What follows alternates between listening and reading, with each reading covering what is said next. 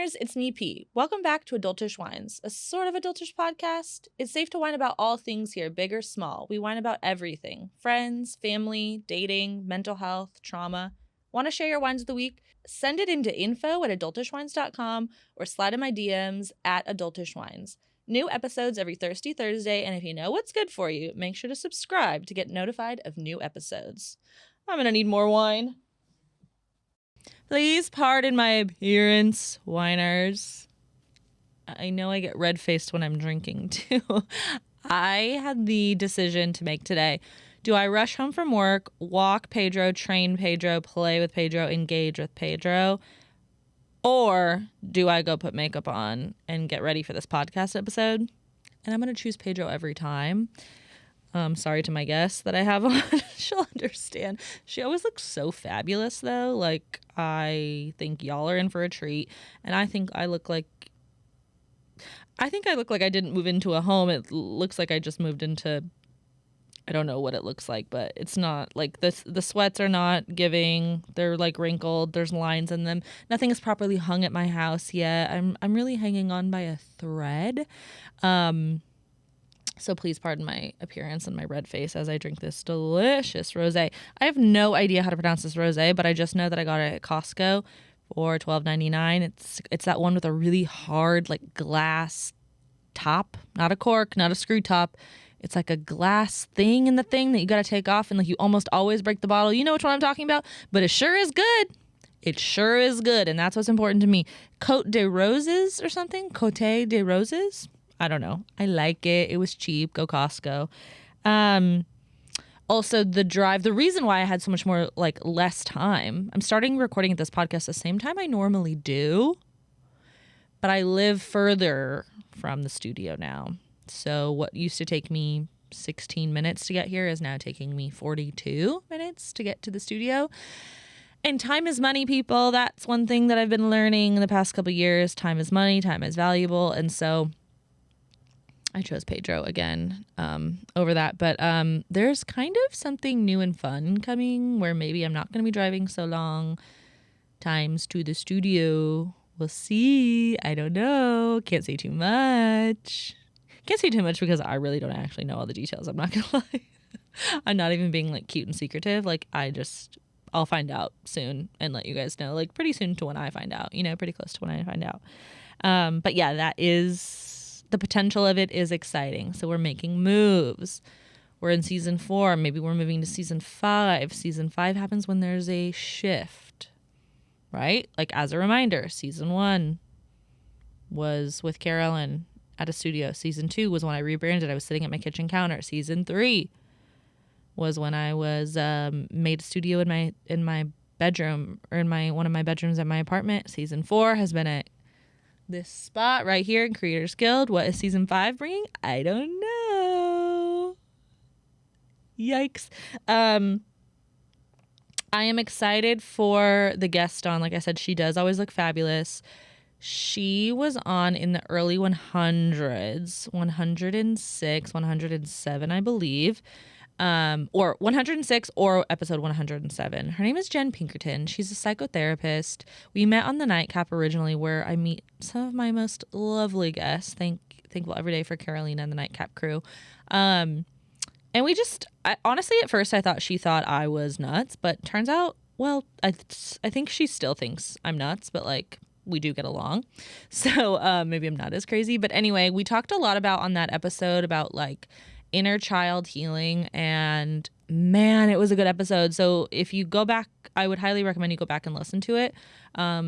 We might get into a little bit of that on this episode, but mostly going to be talking about like dating and more so dating and relationships like now in the current rather than like going back to your healing era. So and you know what, one thing about her is she has this southern accent, and so when she talks to you, like, it sounds nice, even though she's kind of telling you, like, you're really crazy right now. And it just sounds so much better, like, coming from someone with an accent. And I know my accent's not good. It's not the same. I get that. But, yeah, love her. Love Jenn Pinkerton. Really quickly, I just need to highlight, like, so quick. It's like a mini wine of the week, if you will. I just saw on social media, I don't know how to pronounce her last name, Anna Sitar, maybe. She's like a cute blonde. She has a podcast called like Sunshine. She's just like a ball of sunshine, really. She like runs marathons. She started off as a TikToker. She's very talented in like video and content creation. She was talking about how like she's so sick of people yucking everyone's yums. And I have to highlight because like I do think that is something that I do. Being the host of this podcast, like, and we're whining about a lot of things, like I do feel like naturally we're going to be whining about people, people's decisions, people's actions, people's this, people that. But I do really try hard to like let the freedom of the people be. And the people, I mean like literally everyone but myself, like a stranger on the street, a guest on my show, like even like if you'll catch like sometimes when people say something and I most certainly don't agree with it, but like I don't need to argue with them right now, not because we're on a taping of my podcast, but like what I say like just doesn't need to be said sometimes. Like you don't always have to be saying something. Your opinion always doesn't have to be heard. And I've been experiencing that in a relationship in my life recently where like kind of everything I do is being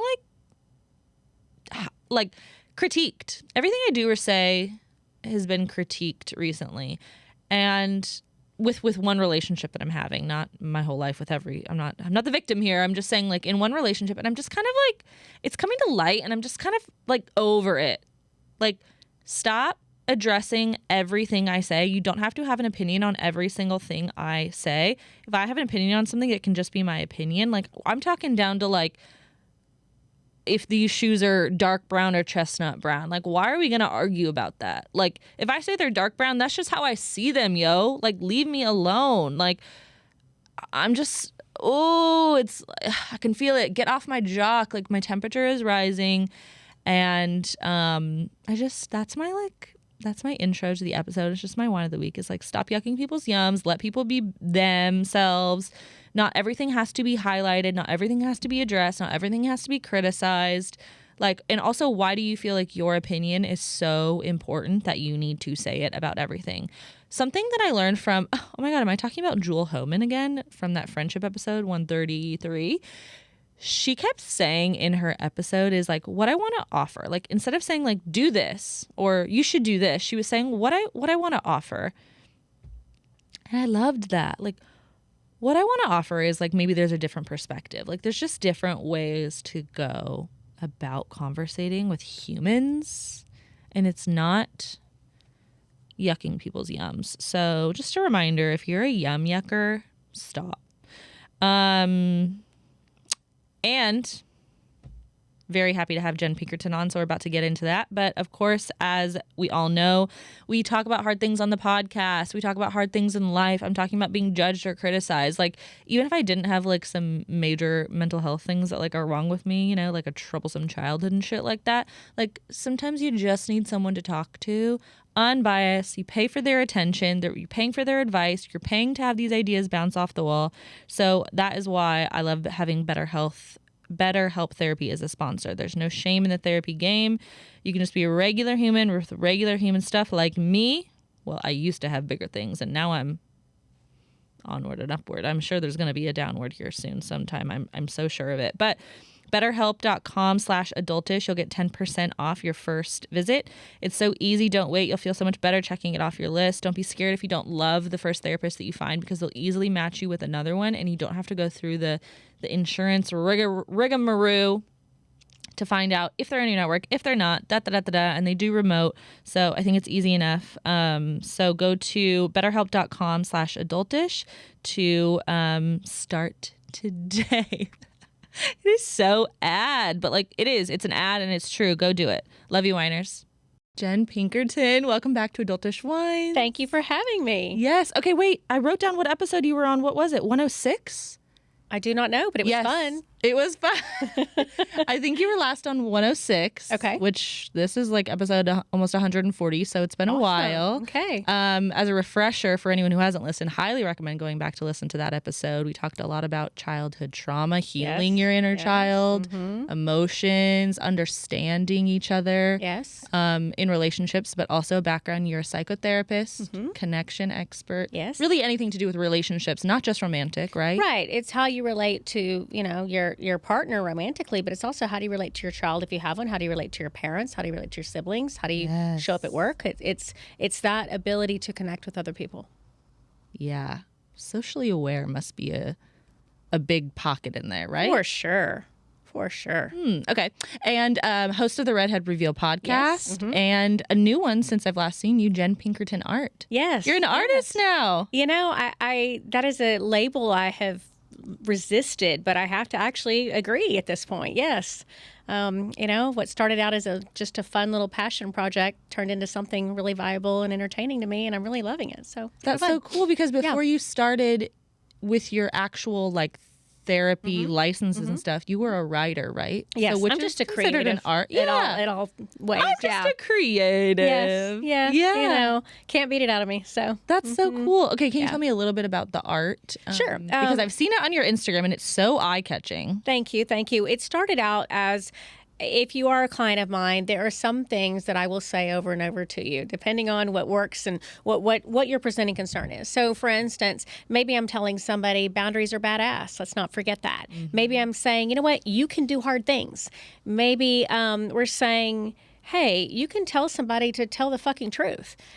So whatever these things were that we're saying, and I'm saying over and over again, I had some clients say, I wish I had that on a t-shirt, or wish I had that written down. And I thought, you know what, I'm going to do it. So I first just kind of did these phrases on maybe like an abstract painting, and that was fun, but it didn't have enough punch to me. And then one time I came across this opportunity of looking in a mirror and writing some things on a mirror. So then I kind of evolved and thought, well, okay, now I'm going to maybe cut it out of a mirror. And so then I started basically taking stainless steel that's polished to a mirror finish and laser cutting these phrases out and then putting a painting, adhering it behind it. So it's like this 3D kind of deal. And it stands for a lot for me because the bulletproof, steel is this idea of resiliency. And these phrases are very much a sense of empowerment and a belief about who you are and what your healing journey is. And then some of it is just fun. Some of it's just tongue-in-cheek and fun. Like, I don't know, I have some that are like, let's stay in bed, or, kiss me goodnight, that are cheeky and fun and kind of just, I don't know. I was surprised by the response. I did it kind of on a whim, and then it grew into something much bigger, so much so that I delayed the season 2 of my podcast because this was taking up a lot of time. You're in high demand. Yeah, but it was fun, and I'm still doing it and love it. And so that website is completely separate from anything else. It's JennPinkertonArt.com, so you can check it out. That is so cool. Yeah, and I just did a lot of custom orders I wasn't expecting, especially for the holidays.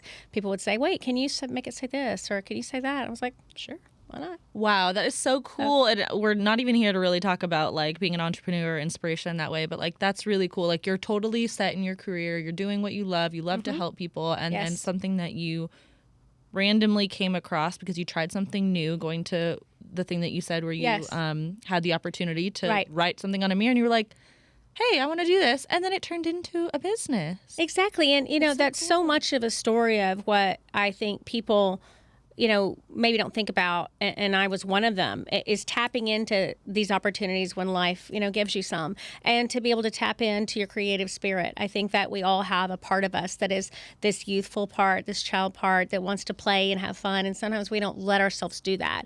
And so for me, being creative has always been a form of play to me. I've always wanted to paint or draw or create something or build something or make something, write something. I'm always into creating, and it's just been something that feeds my soul. I just never thought I would turn it into any sort of revenue stream. Yeah. But it's nice. It's an adjunct to my business. Happened? Yeah. And so I'm enjoying it. It aligns perfectly with what I already do. Yeah. So it's fun. I remember when you were on last time, you said the boundaries are badass. Yes, because I always say it. I preach it. Yeah. I'll die on a hill saying boundaries are badass. I love it. And I think I said this on the last episode that I had you on. Like, I think of you often. I love that. It means it resonated with dialogue and just with relationships, but again with family or friends, and you said the boundaries are badass, and recently I had to give someone a boundary, and their response to the boundary was, it took me off guard. They said that that they felt it was an insult to their intelligence, and that it was manipulative to need, that space. I asked for space. And you see, I have a big smile on my face right now. When people don't respond to a boundary you set in a respectful manner, that says way more about them than it does about you. People who are unhealthy aren't comfortable with boundaries. People who don't use boundaries in their life aren't comfortable with boundaries. People that view boundaries as a threat, and that's really something that they need to explore, because we're all allowed to have our own sense of autonomy and agency in our life and decide what works for us. And you're allowed to say, I need space. You're allowed to say that this isn't what I want. And if somebody can't respect that and can't look at that and say, okay, well, that's your choice, but they're going to take it as this, as you're saying, maybe personal insult or offense. Yeah, took it personally. That would be something that I would really, really look at and probably say that that's not a healthy response. So and my response to that response was, among other things, in a text message, I said, me setting a boundary is for myself. That's me right. Asking for space should not be offensive to you. Well, it's not about them. It's about me. It's about you. Yeah. So I thought I handled it really well. You handled it beautifully. I'm very, very glad to hear this. Thank you. I felt really good, and been having a lot of growth. Anyway. Growth is good. Well, every living thing is either growing or dying. That's so it. True. Yes. You're so right. Okay. I've been kind of on this high horse and dying on the hill of over talking about red flags and green flags. Well, it's overused. It's an overused phrase. Yeah, because I can go on a good date and people are like, what are the green flags? Or I'm like, well, I don't really know if there's any green flags. I mean, he opened my door. That's cool. But what are some common green flags that aren't overused, that are really real, and some common red flags that we should look out for in early dating? Well, we don't even have to classify it as maybe a green or red flag because that does get so overused. I do think that it's important to know what you're looking for. And I do think it's important that if someone doesn't have your same values or those metrics that you've established are important for you, this criteria in a relationship, you can call it a red flag, or you can just say that isn't what I'm looking for. Right. And you're allowed to say that, first and foremost. Secondly, though, I think it's all really about how is someone showing up for you? Is this person showing up by, talking about their crazy ex? Okay, well, that's something that you're just going to be the next crazy ex they're talking about. Yeah. Anybody that doesn't show accountability for their own life, doesn't show a level of growth and self-awareness and accountability, that's a problem. You don't have to call it a flag. It's a problem, period. How someone handles their anger is a problem. One of the quickest ways to determine the viability of a relationship is what happens when you're both pissed off. Are you able to work through it, being connected through conflict? Or are you lashing on insults? You're breaking all what I call the power rules of a relationship. Are you basically, going for the jugular when you're fighting? Or are you able to say, hey, we're two mature adults who are disagreeing about something and let's work through it? That's a huge thing to look for in a relationship. Yeah. Now, sometimes you don't know that early on, so you can't really classify it in the red or green flag. You're not going to see it on a first date. It's going to be when you run into something where you're disagreeing about. But I think that's super important. I think that the green flag aspect is maybe started more of where people don't notice when something's good. They don't recognize, well, that's a good thing, especially if somebody has been in a series of unhealthy relationships. It's difficult to notice that this is a good thing. For instance, calm, peace. Maybe where some people think, oh, that's boring. Is it boring? Or is it actually just comfortable? Yeah. People who are in love with chaos because they grew up with chaos don't feel comfortable in just an easy relationship. It's so funny that you say that. My friend just told me, and it was not even about dating. It was about this turtle that I rescued. I rescued a turtle. It was on the cement, and it should have been by the lake, and so I videoed it, and it was funny. But she messaged me, and she goes, you know what? You really like chaos. That's what that video showed me. I said, I'm very comfortable in chaos. But why? Because I did grow up in it. Exactly. Yeah. It's familiar to me. Exactly. And that's, you recognize it, and that's great. But what you don't want to do is say, because that's where I'm comfortable, and because my parts and my psyche are so comfortable in chaos, that if I'm presented with something that's not chaos, I'm bored or I'm not interested because it doesn't feel familiar. Our nervous system will gravitate towards the familiar every time. And so do you want that to be where your nervous system gravitates for? Right. Or do you want to teach it something new? Do you want to learn how to be comfortable in things being easy and simplistic, without all the drama and chaos and excitement? That's not what sustains in a relationship. What sustains is the feeling of peace, of calm. This person makes me feel calm. I can be myself and be authentic with this person. Things feel still and easy. Yeah, I have to tell you, on the subject of growth and how I said earlier, I've been experiencing a lot of it. I do thrive in chaos. And I have always thought that if someone's too nice or it's going too well, maybe I would get bored. And I was confusing that. I was judging myself because I was like, yeah, you're not going to be okay with that. You need chaos. But I have been dating someone for a couple months. We're not exclusive or, together. But it has been nothing but calm, supportive. And how do you feel about that? I've never had a single moment of anxiety. And I have always said I have anxiety dating, in communication and stuff like that. And I haven't had a single reservation. So you've been able to be met with something very new. And maybe you've had enough of the chaos that you actually were welcoming this, And it is growth, because our normal responses are to say, this doesn't feel normal to me, I don't want to do it. And to self-sabotage or to run. And so to be able to say, I'm going to lean into something new and different is growth. And the healthy relationships are ones that look peaceful and calm and simple. Yeah. Did we touch on this last time, butterflies? We did, because it's true. People think, oh, I feel so butterflies. I'm so excited. I feel all these feelings. Well, actually, normally, butterflies are nothing more than your body saying this is danger.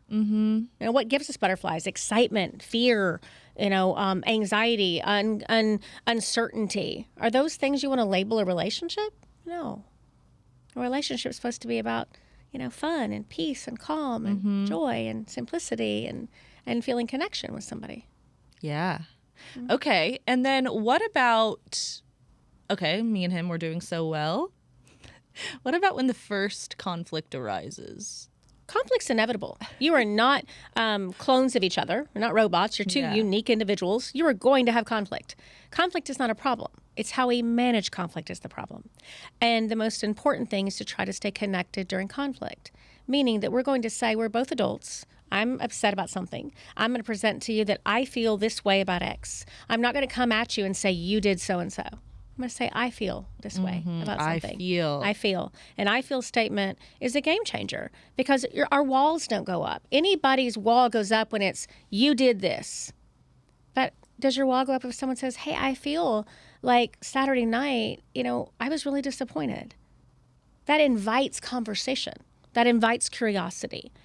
And there's an opportunity there to connect. So maybe there's a discord. Maybe you're unhappy about something that happened Saturday night, but your partner's actually genuinely curious to understand it. Right. And when you're understanding someone, then conflict dissipates. But when we're on two opposite ends and we're not seeing or hearing each other, then conflict escalates.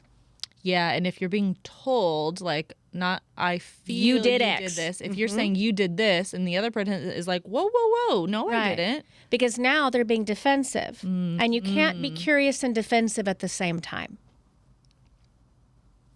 And I talk a lot about power rules, which is something I've crafted and basically taking from a lot of people a hell of a lot smarter than me that have created theories and relationships and what works, but a little bit from different people about putting this package and saying, these are the things that I have come to learn in my practice, that if a couple can say, these are our rules, we're not going to break, you have a better chance of success. So it's your own homemade.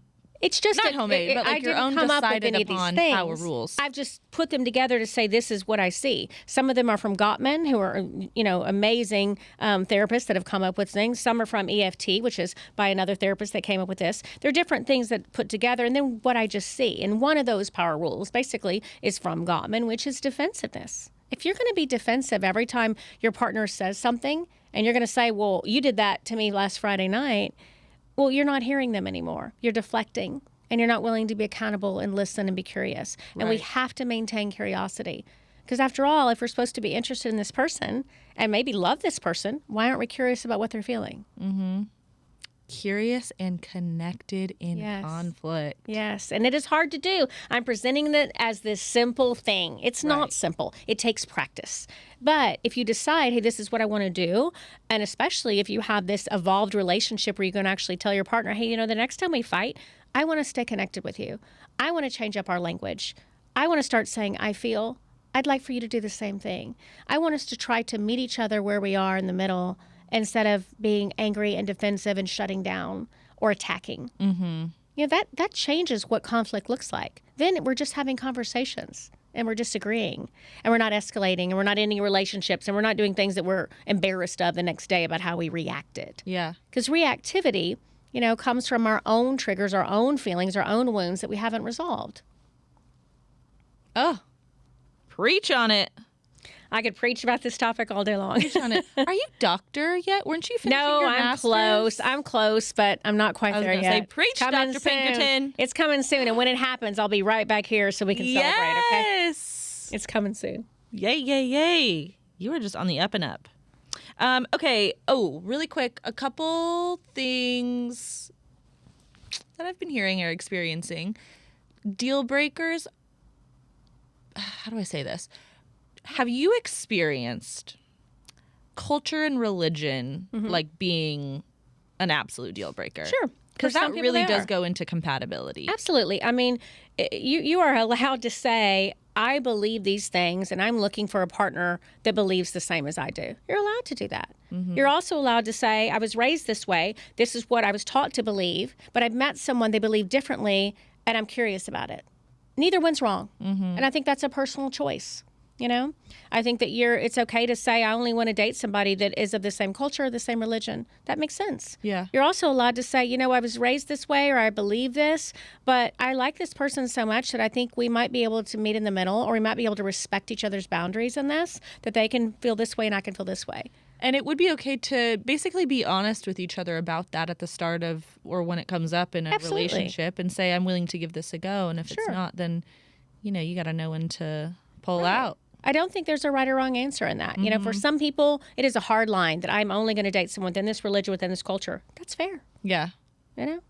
Yeah, I had somebody on a couple weeks ago, and she is Catholic and very interested in only dating a Catholic man. She's having a hard time, but she is something that she is sticking to and riding to. So I don't think there's a right or wrong. Now, is there later on, if she doesn't meet that person, an opportunity to explore, could I find someone that was so passionate about the religion the way I am, and we respect each other's passion? Maybe. Or maybe she says, no, it is only Catholicism for me and that's it. That's okay too. I don't think dating should be about that we're compromising who we are. I think dating should be about, can we find someone that we're compatible with and on the things that are really important to us, and there's also things that are not going to be what we want, because nobody's perfect. We cannot dial up the perfect person for us. Right. We're not going to be able to check every single box, but the idea is to check the ones that are really important to you.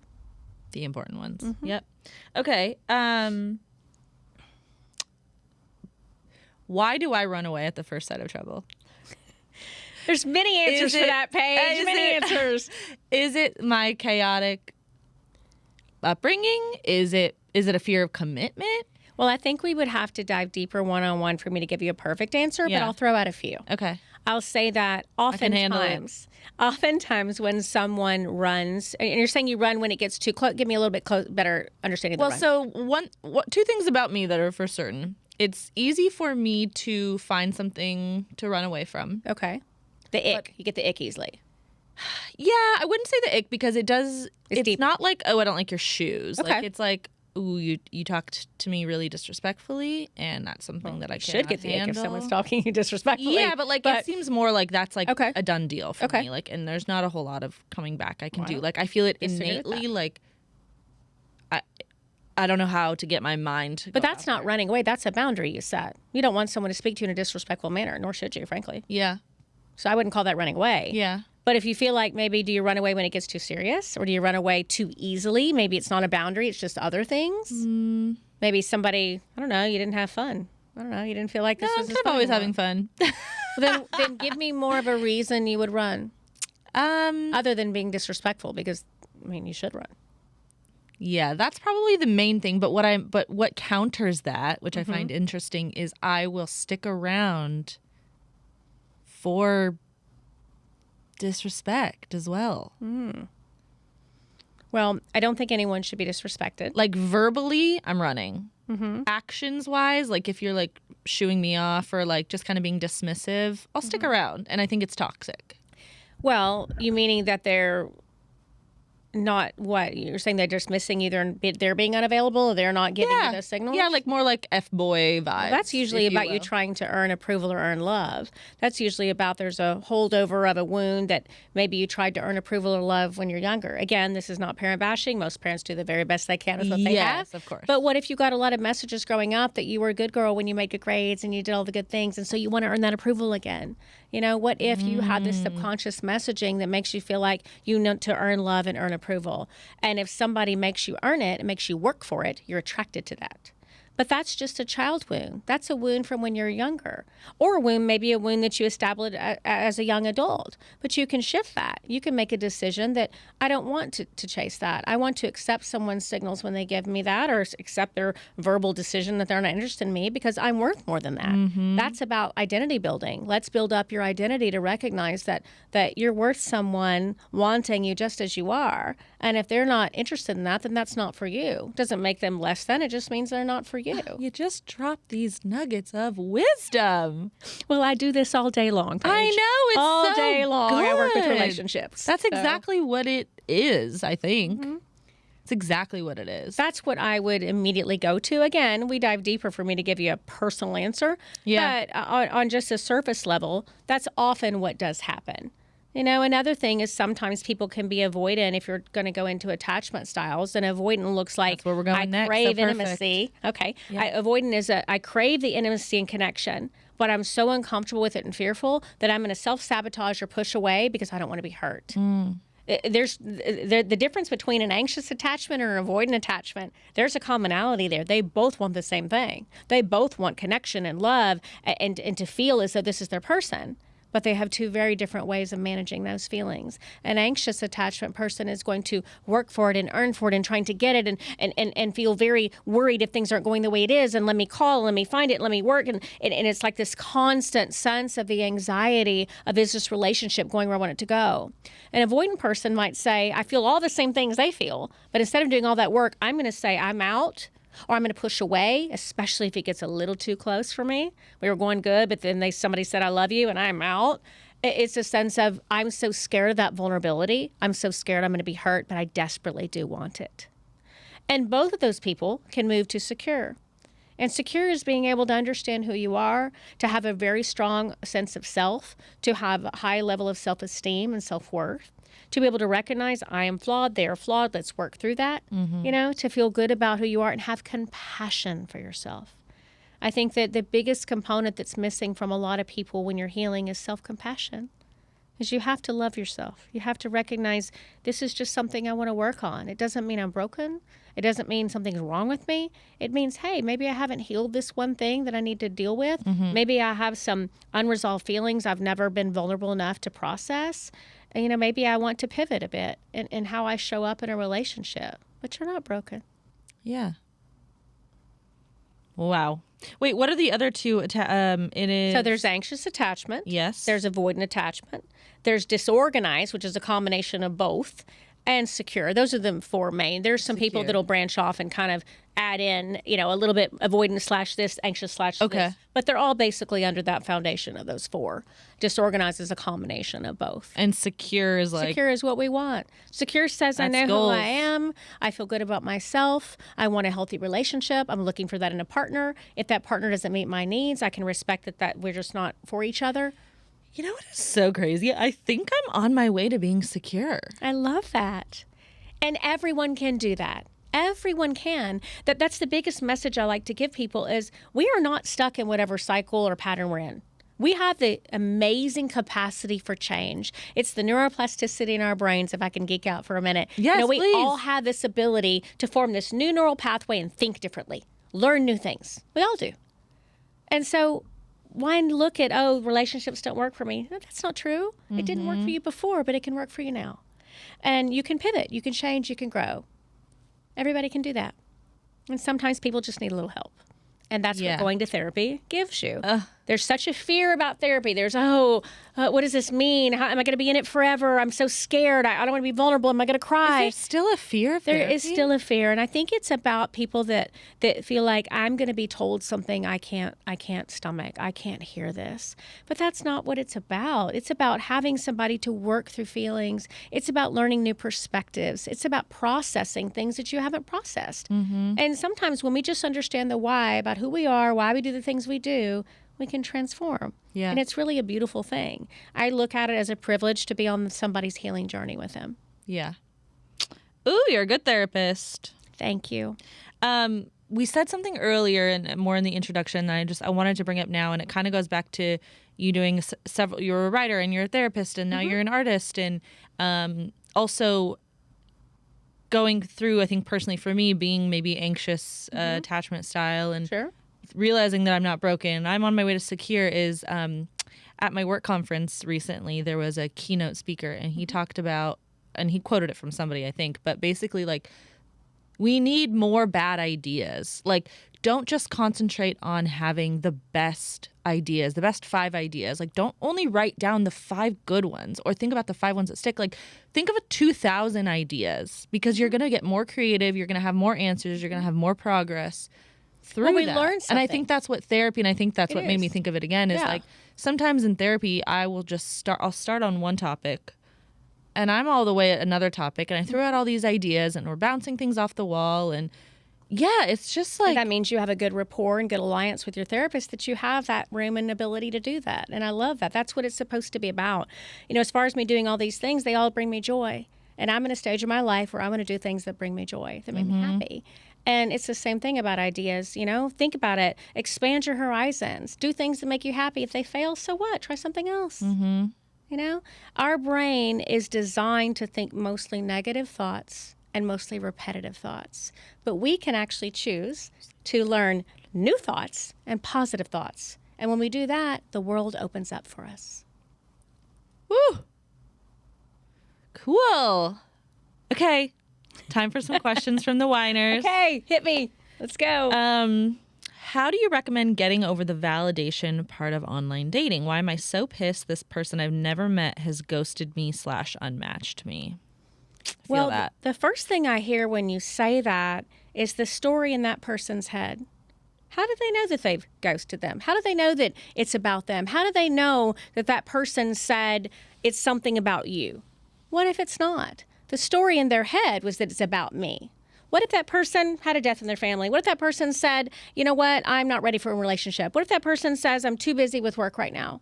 It may not be about you. That's a story in that person's head where they're assuming it's about them. How about instead we look at it as, if that person isn't interested, I'm so glad to know that now. Why would I want to waste my energy? Because there's somebody else amazing that I can now focus on. It's the way we look at it. It's the positive twist and perspective to say that I know I'm amazing. And if this person doesn't want to be with me, well, that's fine. Somebody else will. But they're putting this meaning and this labeling that there's something wrong with them. But you need to know fundamentally there's nothing wrong with you. And I've been in that spot. I mean, oh my gosh, where you just start to spiral. You're like, okay, I'm not good looking. I'm too this. I'm too that. I'm not funny. I did this wrong. I shouldn't have responded so quickly. But if you were too much for that person, then they should go find less. They weren't for you. Yeah. There's somebody for everybody. Okay, so take yourself out of the, it's not about you. It's not about you. That's the answer. It's definitely not about you. And honestly, they're saving you. Absolutely. Why would you even want someone who wasn't interested in you? They weren't. Move on. Find somebody else that is. Don't establish this meaning, this narrative, this story in your head that's negative. Because that's all on that person. They're choosing to believe that's what it's about. Instead of saying, oh, well, that didn't work out. Good. I'll move on to somebody else. Right. Okay. And I would probably guess to say that person probably establishes a story in their head and negative meaning about other things in their life too. So this might be a good opportunity to explore, when else do you have a story in your head that is automatically negative? When else do you have a story in your head that is something way bigger than maybe what it's about? So it might be something they want to unpack. Yeah. Okay, how do you tell the difference between a deep connection or codependency? Well, codependency, it can be hard to recognize because we're in the day and age where sometimes people, they're falling in love and they want to spend every second with everybody, and then they start deciding that, okay, now your problems are my problems. And now I'm going to fix you. I'm going to help you. I'm going to take on all the responsibilities of you. And sometimes that gives people a sense of value. Mm-hmm. But we're not designed to do that. We're not supposed to take on somebody's everything. It's not supposed to be our problem. We need to let people have their life and we have our life, and then we decide to have maybe a life together. So I don't think codependency and connection are even remotely the same thing. Mm-hmm. I think that connection, if we really are wanting connection, that's about I am able to connect with somebody where I think we're both authentic, we're both vulnerable, we can actually share things. I am being real, you're being real, and I feel as though you get me. And I get you, and I'm interested in getting you. I'm curious about learning more about you. And you're feeling this connection that when you're together, it's what we talked about before, peaceful and enjoyable, and you feel joy, and you feel like this feels very real. That's connection. Codependency is let me take on the world with you. Let me adopt all your issues and problems. Let me absorb all your feelings, good or bad or negative or otherwise. And basically, it's this enmeshment that is super unhealthy. Yeah, that used to be me. Mm-hmm. Like several times over. Well, I'm glad you have grown from that. Me too. And it was just that was such a painful time for me because I couldn't understand why my help wasn't being welcomed. And it's because they didn't ask for it. That's right. They didn't want it. It's not your job. They didn't want it. Get over yourself, Paige. Job. You can't do that. You can't. Yeah. So, I mean, I learned today. Okay, good. Okay, this one. I've been alone for so long, but actively dating. I'm fulfilled in so many ways. Sometimes I think I'm done with trying to find a partner. How do I get back in the mood or motivated to date? Well, what has ever made you happy about dating? Or have all your dating experiences been unhappy? If they've been unhappy, I can understand why you'd think I don't want to do that. Yeah. But what were you doing? How were you showing up for dating? Because we have to be accountable to say if we're dating and nothing ever goes well, we're probably the common denominator. So what was the problem? Were you too invested? Were you not invested enough? Were you not being vulnerable enough? Were you not being real? Were you instantly falling? Did you fall for love bombing and manipulation? Can you not see what's healthy, what's not? I mean, I think there's some exploring that has to be done to answer that question. Mm-hmm. Because sometimes the reticence in dating is due to a bad history of dating. But I don't think a bad history of dating is often about the other person. It's usually often about us. Yeah. Because even and that's okay. It's not a death sentence. It's not, because it's what we're attracted to. If we're attracted to somebody who is unhealthy, that speaks about us. Doesn't mean that, you're sure that person's unhealthy, we don't want to have anything to do with them. But we also need to understand, why did we want that? Mm-hmm. Why did we like that in the beginning? And do some work on that, But there also is sometimes people get tired of dating because they feel like it's a lot of work. But to me, that work in the beginning can be so amazing to have somebody that you feel that connection with. I think it's the kind of work that's worth it. I mean, if you haven't been in the gym in a long time and you go back to the gym, it's going to be a lot of work. Right. Oh, man, what if you end up feeling good? I love that feeling when I've not done anything for a bit. I've been traveling or busy, and then you go. I'm a big into yoga, and that's what I like. And I can feel in my muscles again when I move. You take every step and you can feel everything again. But is it hard? Yeah. Is it really necessarily fun the first few times you're getting back into it? No. But if you stay the course, there's rewards on the other side. And I think dating has to be looked at that same way. You have to go through a little bit to find the right person. It does take some work. It does take some investment and energy. But we put investment and energy in everything else. Mm-hmm. We put investment and energy in our jobs and our friendships. Why can't we put investment and energy in actually seeing if we maybe can find someone we enjoy spending our life with? Yeah. But timing is everything, And it's okay to say right now isn't the time. That's okay. That's a great point. Mm-hmm. Yeah, so if you're feeling like you kind of can't positively frame it in your mind, like, I cannot get right back out there and date right now, like, maybe take a beat. Yeah, and maybe understand why. Maybe do a little bit of work on that. I'm going to always say go to therapy, but if not, start listening to podcasts, read some books, start to figure some things out for yourself. If you're not willing to invest that time in meeting someone, spend that time at least on understanding yourself. Yeah. Okay, I think that's a great tip. Okay, we're going to play Whine or Fine. Okay, what is this? So it's not necessarily rapid fire, but I'm going to say something. In your case, it's more of like a phrase rather than like a thing. All right. And then if it's a whine, that means not into it. Fine, you like it. Thumbs up. Got it. And why don't we drink every time we say it's a whine? Oh, I love that. Okay. We've turned it into a drinking game. Okay, let's go. Okay, whine or fine? Trauma dumping on the first date with someone. Whine. We do not want to trauma dump. No. When is it appropriate to trauma dump? Well, I think that we have to recognize that not everyone deserves to hear our story, nor are they interested. No, that is so true. You know, I think that people deserve to hear our story when they have an emotional investment in us. If someone has an emotional investment in you, then of course you can share things that have hurt you. They're interested in hearing it. But if you trauma dump all your shit on somebody on the first date, they're going to look at you as a severe problem, as they should. That's not okay. If you feel the need to vomit all this up, go talk to a licensed therapist and get some help on that. Are you accepting new clients? All the time. and I have a full practice, Pinkerton Psychotherapy, with a lot of other amazing therapists as well. I love my therapist. Like, I'm not trying to leave my therapist. As you should. But you should. I love that. When I talk to you, I'm like, but are we considered friends? Like, do we? Yeah, I wouldn't. You wouldn't treat me because I think we're friends, Paige. Because you think I'm that fucked and up. I think what you're doing with your therapist is working. I hear a lot of growth, and I love that for you. So. Yeah. Did I tell you about the time where I thought she was quitting on me? And you panicked? Oh, absolutely. So I mentioned to her in a session that I was interested in doing EMDR.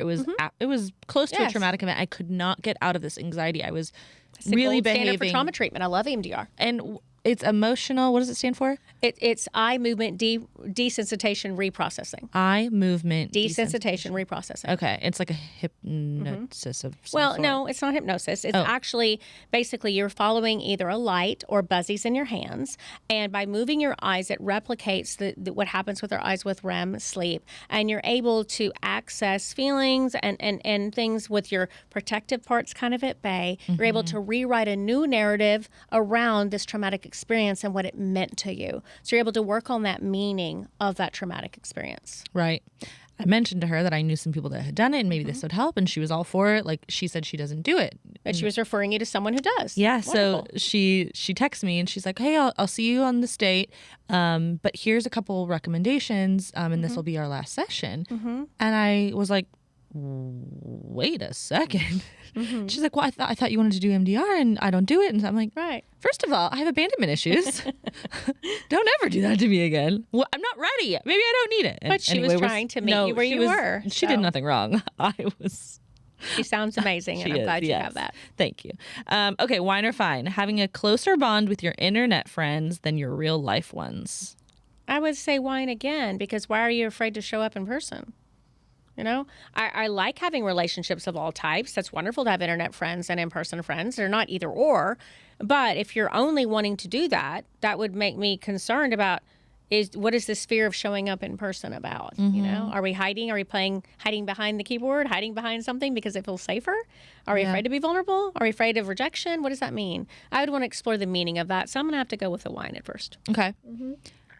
This just kind of made me think, and I don't know if it's just a personal feeling, but do you think that the trend of social media connection is kind of going down a little bit for some reason?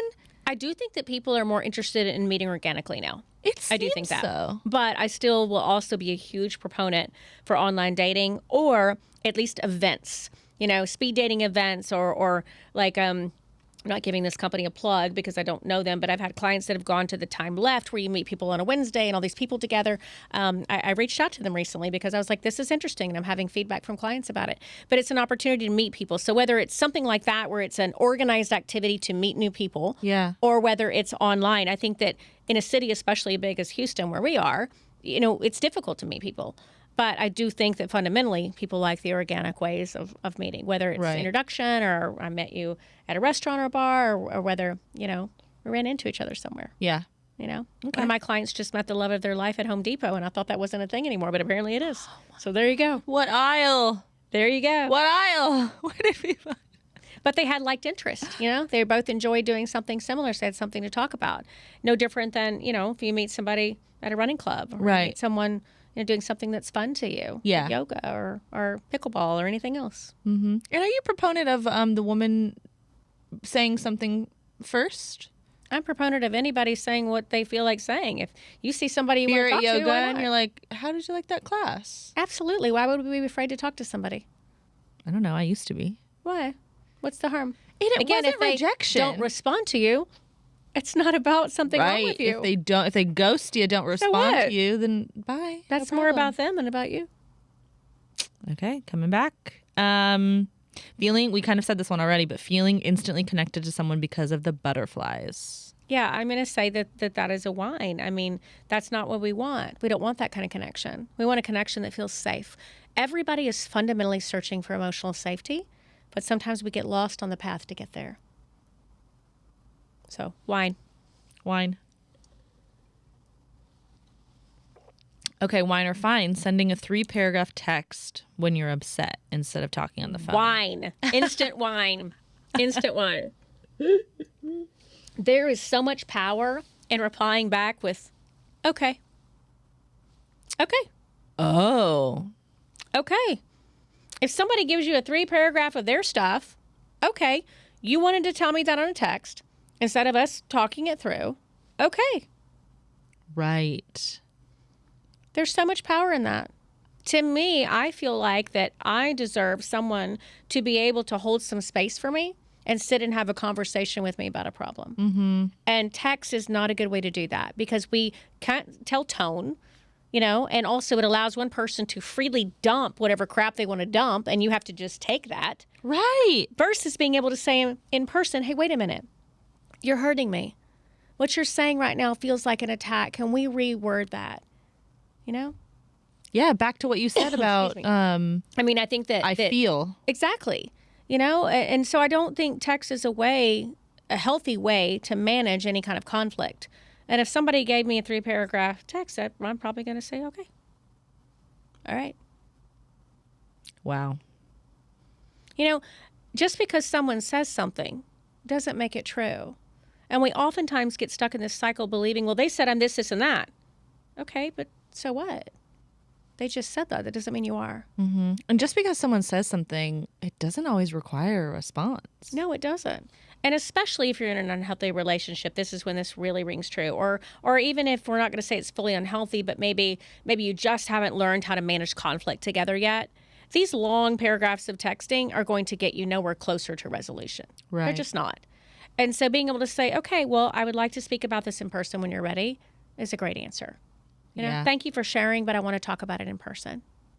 And I'll take note what you said. We can bring this message back up. That's in person. right, because we're adults. Last time I checked, we're adults. We can have adult conversations. I love it because you're so feisty, Jen. Because I think that this is so fundamental. And, I know. And it makes me sad when I see people accept less than they deserve. We all deserve to be able to have conversations with somebody we're intimate with. I mean, I know I can cuss on this. Yeah. But, if you're, I'll be a little nicer what I was going to say. If you're having sex, but you can't have a conversation, then we have a problem. Right. I mean, you have a problem. Why are we having sex with someone we can't have a conversation with? Yeah, I like it. Okay, last one, whine or fine, always being the fixer in your relationships, which we kind of covered. Whine, again, you know that's going to be a whine. All 5 were whines. Mm-mm. Because it's not your job. It's not your job to fix somebody else. And if you try to do that, they're either going to A, resent you, or B, it's not going to work. Yeah. And so there's no positive outcome in that. People have to take accountability for their own lives, and they've got to do their own work. Now, you can be a supportive partner. You can say, hey, I hear you. I'm so glad you can talk to me and share. But, you need to work on that. That's something you've got to explore. You can be a sounding board. You can validate. You can empathize. But it's not your job to fix. And fixers usually come from fawners. And fawners is a trauma response where you're a people-pleasing. And if you're always trying to people-please or fix or adjust or make things okay, there's a bigger issue there. Mm-hmm. That's right. You brought that up. Is it Fodder? No, fawning. Fawning is like a fawn, F-A-W-N.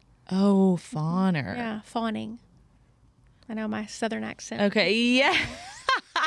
No, fawn is this idea of I'm going to sacrifice myself and adjust me and the environment around me to try to please you and make everything be okay. Because I'm so uncomfortable with this discomfort that I'm going to fix it. Yeah. And it's usually a lesson learned in childhood. Yeah, we did talk about this on the last episode more in depth. So it's one of the most common trauma responses, but one of the least often recognized. I had not People think heard of it. Fight or flight or freeze, but fawn is the fourth one. And it's more unrecognized, but yet I think it's so prevalent. Because it doesn't have, obviously, if you're going into a fight all the time and you're angry and hostile and reactive and you're ready to lash out to people recognize that as a problem. If you're freeze and you're dysfunctional and you're disassociated and you're shutting down and you're in bed for 4 days, obviously people recognize that's a problem. Right. If you are flight and you're super busy and you can't feel and you're always, on the go, people usually recognize that's probably not healthy. But fawning is sometimes rewarded. Oh, look how nice they are. They're going to so accommodating. They're making everything be okay for everybody. But in fact, it is a trauma response. It's a learned behavior that is unhealthy, and you're trying to adjust the environment. And it's a betrayal of yourself. And it can be seen as kind of two-faced. Sure. I experienced that when I was fawning. I didn't know at the time I was. I didn't because even know it's not authentic. I didn't even know the word people pleasing when I was acting this way. Right. But it's not authentic. You don't. But to me, it was. Right. But I felt like I was doing right and good and helping the situation, fixing the problem. But by fixing it and fawning, there's no authenticity because the idea is this is so uncomfortable for me. I just want it to go away.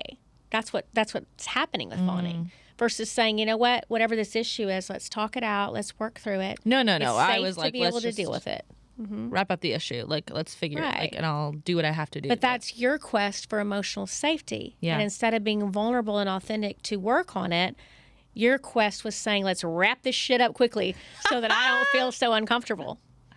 And we have to lean into discomfort to be healthy. We have to be willing to recognize that leaning into discomfort temporarily can lead to a better outcome permanently. There's going to be too many opportunities to clip reels of this episode. I love that. Oh my gosh, your wisdom blowing me away. Okay, you're about to give us your wine of the week. It's brought to you by Adam and Eve. Are you? I know Adam and Eve. I'm a sex therapist. Come on, yes, Adam and Eve. Sex toys, love it. Okay, everybody needs to use what they can to have a sex life that feels satisfying to them. Thank you. You heard it here first. Obviously, big sex toy girl on Adultish Whines. I was saying I just ordered some because I moved and I didn't know where they went. I hid them so well from my movers. Well, I didn't want them nice to be discovered.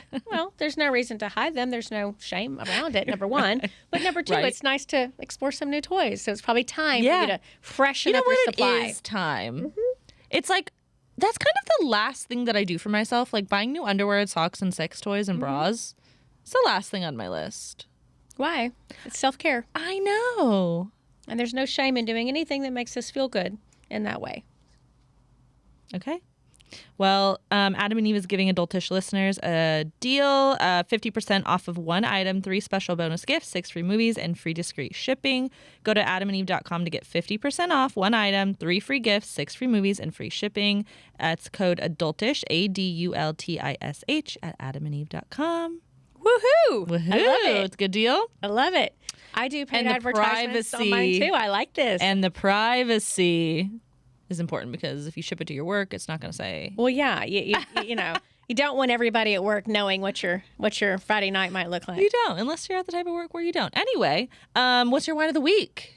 My wine of the week. You know, I was thinking about this, and I think wine of the week, and I was thinking the Sunday Scaries kind of thing idea here for me. But I'll tell you that I spent 2 weekends back to back visiting my 2 daughters in college, 2 different colleges. You know, I'm very proud to say that I'm 53. And but when you go back to visit your kids in college, of mine 20 and 22, I'm not ready for that. Right. 2 weeks, 2 weekends back to back. Sunday Scaries for sure. Going out, going to the bars, doing shots. These are not things that are in my normal repertoire. You know, I'm in bed watching something on Netflix or reading a book. You know, my husband and I are watching shows. I'm not at the bar. Yeah. You know, doing what I did, shot skis on a ski. You know, Oh I mean, my it's God, the whole so thing. fun. So I did have the Sunday scaries, and my whine of the week is I don't think my liver can handle that. I don't think I could handle that. And I don't remember being in college and it being like that for me. You know, it just, Really? I remember having fun. I was in a sorority. I went to an SCC school. I was partying up. But I do not remember the extent of it as it is for my girls, who are great girls and make great grades, and one graduates in a few weeks. So it was really fun, but I had the full Sunday scaries. So you said either a whine of the week or a Sunday scaries. I'm going to go with the Sunday scaries part because honestly, I don't have anything to really whine about other than it took me a little bit to recover both weekends. Yeah, for sure. I had to decline some social invitations Monday night, Tuesday You had night. to really I need a recoup. little bit of recovery time through each one. Oh my Yeah. gosh. My niece invited me to her parents' weekend at college. Obviously her mom was going, but she's like, "Do you want to go?" And I said, "I thank you for the invite, but I'm gonna have to turn it down." Like and I'm 35. I mean, I'm still kind of close. I can't roll with them. I cannot hang. And then I heard about the weekend after. Mm-hmm. You know, with the signs like "Moms drink for free," like that type It's of a lot. And, you know, it's an interesting dynamic because you feel so much joy to get to be with your kids and get to have a different relationship with them now that they're adults, because they're adults. And so it's an interesting shift in a relationship where you get to experience that joy instead of being a parent, because you cannot be your kid's best friend when they're growing up. You just cannot. You have to be a parent. You have to wait. But when they're here's mine graduating, it's a whole different experience, and you get to really connect with them and their friends on a different level. So it's so joyous and so much fun. But I needed some recovery time, so I definitely had Sunday Oh my gosh! scaries. Don't you think it'll be so fun one day when they're like, I don't know, maybe 25, 27, 28, and they want to just like have some wine on the patio and talk like. For sure. Yeah. How fun. It's so great. I mean, my oldest daughter especially, you know, she's coming home after graduation, and I'm looking forward for us to be able to do that together. So it's nice. Yeah. Oh, It is. yay. Okay, well, But I'm not going any college trips for a while. So Yeah, for sure. Until the next one comes around. Because that's what happens. Exactly. You do forget the pain that you kind do. of went through. Just like childbirth. You think you'd never have more Yes. than one child, but yet I had two. So there you go. You forget. I love it. Okay, where, besides Jenn Pinkerton art, for your Yeah, art, so where can we find you? PinkertonPsychotherapy.com is my private practice. It's in Memorial. We offer in-person and virtual, me or another team of therapists. So that's the way you reach out for therapy. And then my Instagram is Jenn B. Pinkerton, Jenn spelled with 2 N's always. And that's where I post everything. I have a therapy post multiple times a week talking about different things. I think you can learn a lot from it. And I use my social media pretty heavily to work, help people work on their own growth in that way. So maybe if you're not like really doing therapy yet, maybe that is a good, how you said, like read some books, listen to some podcasts. Absolutely. I do think social media and TikTok, or Instagram and TikTok, have been good in that way. Right. My TikTok is REDHEADREVEAL. I post the same content that I post on Instagram, so you can see it either way. Okay. And then my podcast is REDHEADREVEAL, and I'll be launching on my season 2. I took a little bit of break to kind of work on that art, and it's been fun. This is a really exciting year for me. Awesome. Yeah. Okay, well, when you are a doctor, Oh, it's coming real soon. You're coming and back. Right after that doctor comes that book that all that research to get the doctor went into. So this is going to be a great year. wow. Great year. Yeah. Oh, I feel lucky to have you in my orbit of people, and I just think you're a wealth of knowledge. Oh, and thank you. Just like a very real, down to earth, gonna give it to you like you need it. I will. I mean, woman. I love what I do, and I'm real direct, and I'll tell you like I see it. But I'm passionate about my life and my pursuit of helping other people, and it's really fulfilling. So I love it. Amazing. Whiners, what did I want to say? Oh, DM me what wine I should try next. Follow on YouTube, please. Lord Jesus, like, subscribe. And I'll see you next Thursday. Bye.